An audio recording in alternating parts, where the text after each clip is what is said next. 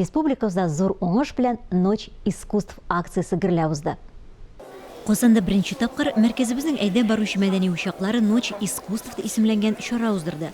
Шәһәребездә бер юлы 59 мәдәни вакыйга булды. Концерт программалары яңгырады, күргәзмәләр ачылды, мода театрлары яңа коллекцияларын тәкъдим итте. Чарада шулай ук республикабызның театрлары, популяр җырчылар катнашты. Масштаблы Ночь искусствның инициаторы булып республикабызның милли музее чыкты. Иң актив катнашучылар арасында Муса Җәлил музее да бар иде. Менә шушы сәнгать төненнән әлбәттә инде Милли музейда, Татарстан Республикасының Милли музейда читтә калмады. Һәм гомумән алганда Казан шәһәрендә һәм безнең Татарстаныбызда бу акциягә бик күп музейлар, китапханәләр, мәдәният учаклары катнашты. Һәм без дә инде шушы акциягә бик теләп катнашырга булдык.